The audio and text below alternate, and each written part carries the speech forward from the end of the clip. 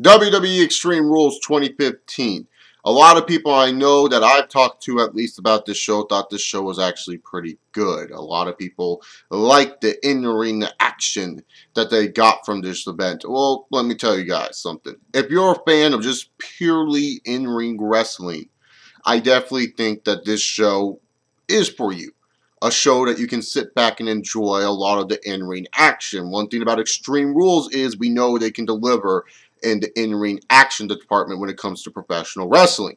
But for me personally, I just felt that this show was pretty average. A show that feels like most filler WWE pay-per-views were, yeah, it's okay, it's kind of there, but ultimately, I'm not really going to be in a rush to watch this one again.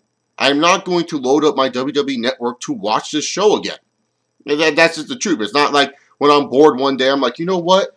I'm going to go watch Extreme Rules 2015. That's me. Because personally, to be honest, especially when it comes down to the current WWE and their current pay-per-views, a lot of them just kind of feel the same, flow the same. Like, yeah, there will be this one good match there or a couple good matches on the show, but other than that, it's just kind of like, that's it. We just get these good matches, and yeah, these were good matches for at the time of the pay-per-view, but what did the winners of these matches get out of it? What did the losers get out of it? What did these characters get from wrestling this match at this pay-per-view? And that's what I look at when it comes down to reviewing shows, is what happens afterwards. What is going to be, the result of this guy winning this match or this guy losing this match? How is this progressing this guy as a character and progressing the other guy as a character? You get what I'm saying? So that's what I look at when it comes down to professional wrestling. So I'm just giving this out as a disclaimer. If you enjoyed Extreme Rules 2015, by all means, enjoy it. Like it. You like what you like. I like what I like. I didn't think Extreme Rules 2015 was a completely crappy show. I just thought it was just average, like most WWE filler pay-per-views. So when it came down to it, the pre-show match between Bad News Barrett and Neville, I'm scratching my head and I'm saying to myself, how come this is not your opener to the pay-per-view? How come we are not featuring Neville in such a good area kicking off the pay-per-view show itself? I felt the WWE missed a huge boat and a huge opportunity. I felt what the WWE should have done before, once the pre-show ended, was saying, oh, and if you tune into the WWE Network now, you can check out the new sensation, Neville. And then you show a Neville video package, and that gets people wondering, shit, that was pretty cool what I just saw from that video package. Maybe I will fork over my $9.99 to Joe, check out this opening match, and maybe the rest of the show will actually be pretty damn good. Not waste this pretty good match between Neville and Barrett on the pre-show. I felt this was a pretty damn good match between the two guys. The right guy goes over and Neville, because I felt Neville was going to lose this match, and I was surprised when I was wrong. I was like, dang, I'm happy Neville won. So really, to be honest, why is Neville and Barrett being wasted on the pre-show? I just don't get it. I felt the WWE should have found a way to get Neville on the main card. I felt this match right here, Neville and Barrett, would have been a good opening match to set the tone of what to expect from Extreme Rules. But instead of setting the tone and, possibly getting another match afterwards, we got the freaking WWE preview panel just talking a bunch of nonsense. I'm sorry, I do not like this panel that they have now. I missed it when they used to rotate a bunch of legends in there, man. Renee Young, she can be kind of annoying on that panel. Booker T, I don't know what the hell he's saying half the time. Byron Saxton, I just find it boring as paint. And Corey Graves, I know I'm going to get hate for saying this. A lot of you internet fans love your Corey Graves. But he's on the same boat with Byron Saxton to me. Just very, very boring. That's just me personally. But Extreme Rules, I did feel like had a good opening match between Dean Ambrose and Luke Harper. The match didn't really go too long. I'm glad that these guys decided, hey, let's go backstage, because personally to me, if you're going to have a street fight, you have to take it to the damn streets. I wish we got to see some of the footage that Dean Ambrose and Luke Harper did when they were out on the streets. I thought that would have added more to the match itself. But hey, I can't really complain. And then later in the night, they actually finished the match. I would have been pissed off if that was the ending to the match, because you guys know me. I have been pissed off with how the WWE has been treating Dean Ambrose. How Dean Ambrose has not won a pay-per-view match since the Shield split. So I was pissed off when they drove off. I said, man, if that's how they are going to end Luke Harper and Dean Ambrose tonight, that would be stupid. Thank God the WWE decided to continue the match later in the night and had Dean Ambrose win the match later in the night. I had nightmares and fears that the garbage man was going to come out and cost Dean Ambrose this match, and thus, the Wyatts are back together, and I would have been like, no, that's just stupid. But thank God the WWE did not do anything that stupid, and they let Dean Ambrose win. Also, Sheamus and Dolph Ziggler. Why are they giving Dolph Ziggler a win over Sheamus here? Like, what? We're trying to build Sheamus as this badass heel. Why is it that we can't just have Sheamus be a guy that's a fucking badass? No, we have to make him like a coward, someone that has to low blow little guys. Like, get the fuck out of here. And for real, guys, like, where's our monster heel? Where's that freaking guy that everyone on the roster should be afraid of when he steps into the ring? We don't have that anymore. Rusev's being buried by John Cena right now. Okay, like, Sheamus has that potential to be a big-time monster heel, but they have him lose to Ziggler here, and they have him act like a baby. I know a lot of people are going to be like, well, that's good heel heat. Sheamus is getting good heel heat up in this chase. This was good booking, but to me, this is stupid. We should be making Sheamus look like a flipping monster, not look like a flipping coward. The dude is 6'4", 300 pounds. Freaking solid muscle. This dude should not be on his knees like this, like, oh no, fella, I ain't going to kiss your ass, Dolph Ziggler. He should not be on his knees being afraid to kiss another man's ass. No.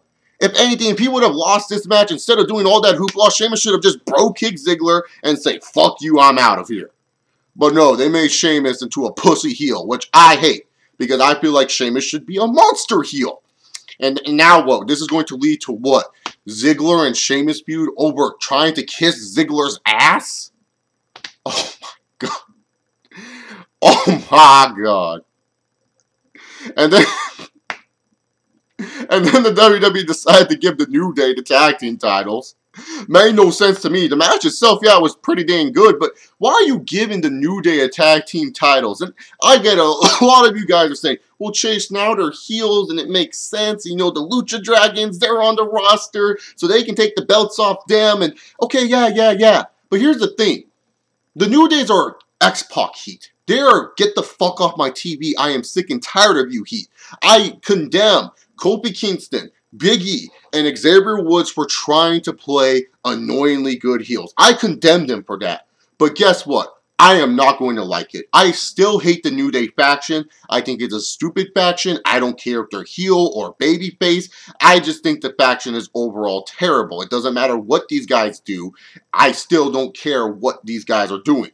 That's just the bottom line. I don't understand why they won the tag team titles here. I just don't. Yeah, sure, the fans are booing them. Yeah, sure, they will make good heels for the Lucha Dragons to take the belts off of. But ultimately, at the end of the day, I'm just going to forget about this tag team title reign. It's not like I'm going to remember this tag team title reign for months from now. It's not like 2 years from now I'm going to be like, remember when the New Day won the tag team titles? I ain't going to remember that shit. Just being honest here, just being real. So, really, to be honest, I don't know why the New Day won the tag team titles.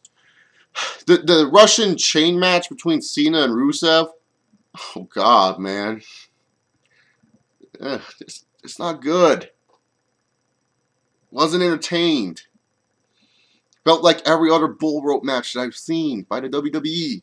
You know, the same spots. Oh, Cena's outside the ring. Rusev is carrying him outside the ring, touching the pads. Oh, does Cena have enough strength to, touch Rusev?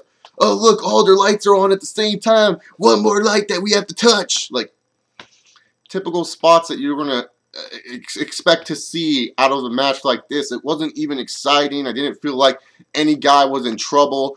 LOL, Cena wins. And then afterwards, Rusev, man, he has a death wish. The WWE hates Rusev right now. I don't know what the hell Rusev did to the WWE upper management, but he did something wrong. Because, afterwards, Rusev demands Lana to talk to the authority. Lana does. And then we get announced that John Cena is going to defend his U.S. title once again against Rusev in an I Quit match. Why? Cena won against this guy. Move on from this feud. This is just like a death wish for Rusev. Why are we having another match between Cena and Rusev? This is their 4th pay-per-view match in a row that these two are having matches with each other. This is not like it's Edge versus Undertaker, where we know we can expect a good match, or Batista versus Undertaker, where we know we can expect a good match. This is Cena versus Rusev, whose Fastlane match ended because John Cena got kicked in the balls. The WrestleMania match was mediocre at best. That people only remember from that match is that Rusev came out in a tank and lost. And now we had this boring-ass Russian chain match, and now we're going to get an I Quit match. Why? Why do I want to sit through an I Quit match? We all know what's going to happen. Just look at the results from WrestleMania Extreme Rules. LOL, Cena wins. I don't know why they're continuing this. It's just ridiculous. Oh, God. Who did Rusev pissed off? The Divas match was whatever. I just frankly didn't care about it. I was more distracted with Naomi's glowing shoes. Why did she have glowing shoes? Like, they were turning from green, and then they were blue at one point. One shoe was blue, one shoe was green. I was like, what the fuck is this? I was more distracted by those shoes and then actually entertained by the match itself. I don't know if the match was good or if it was or wasn't. I was more distracted by Naomi's glowing shoes. I was sitting there looking at those shoes being like, dang, dude, those shoes are glowing. And it was distracting the hell out of me. Roman Reigns and the Big Show, my boy Cockfist, putting on another good match. You know, it's funny. 3 pay-per-views in a row. Cockfist has put on good matches. Hell, WrestleMania, I'll even say that was a great match with Brock Lesnar. Him and Lesnar was great at WrestleMania 31. And yet, somehow, some way, people still think Roman Reigns, a.k.a. the Cockfist, is bad. How is this guy bad? He put on a good match with the Big Show. Let's keep in mind here where they're set at. The WWE was in Chicago. Everyone on Twitter, and I know these people on Twitter. I saw your tweets. I saw them. Everyone on Twitter was saying, well, this match is going to get hijacked. This match is going to get shit on. No one's going to be giving a shit about this match. This match is going to get booed out the building. When it was the opposite of that. This match, to me, which I'm surprised I'm saying this. I didn't think I would be saying this about this match, but this match to me was the match of the night. I had the most fun with this match. I thought it told a really good story. It did a good job trying to make Cockfist look strong. Big Show was actually entertaining in this match. I was like, oh my God, why can't Big Show be like this more often? And, you know, it got me thinking, man, if the WWE actually kept Big Show to, you know, just be, you know, a pay-per-view type of guy, like he just wrestles on pay-per-views, I could actually stand the Big Show a little bit more. I could actually tolerate his idiocracy on TV. But sadly, that's not the case for the Big Show. He's a weekly figure.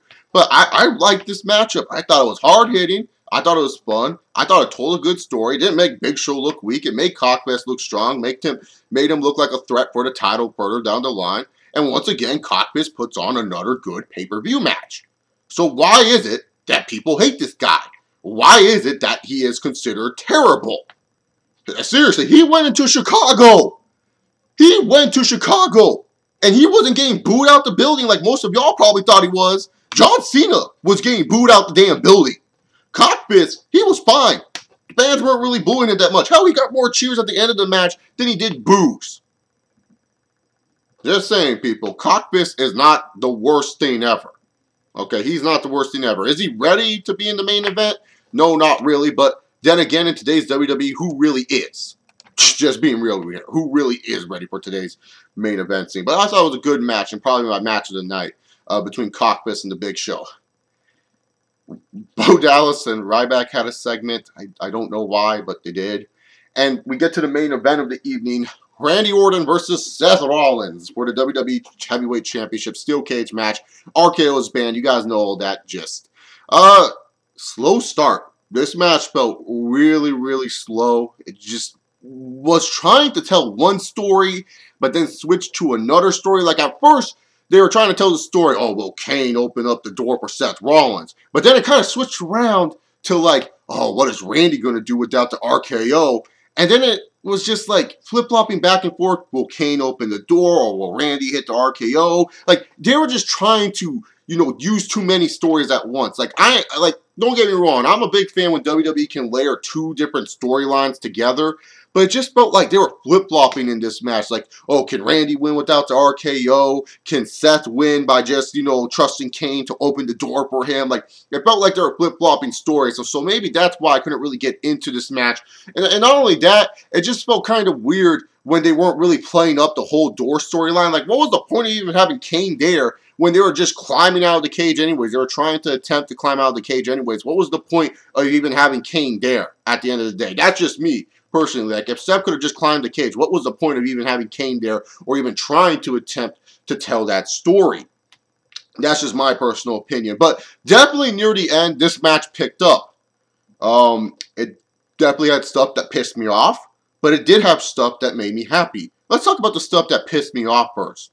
The fact that Kane was a main focus in this match. I knew it was going to happen at some point. I was sitting there and waiting. I was saying, okay, WWE, get your Kane boner out of the way. Have Kane do his spots. And boy, did Kane get his spots. Double choke slamming J&J. Choke slamming Randy Orton. And then choke slamming Seth Rollins. I was saying to myself, oh my God, this is just way too much for Kane.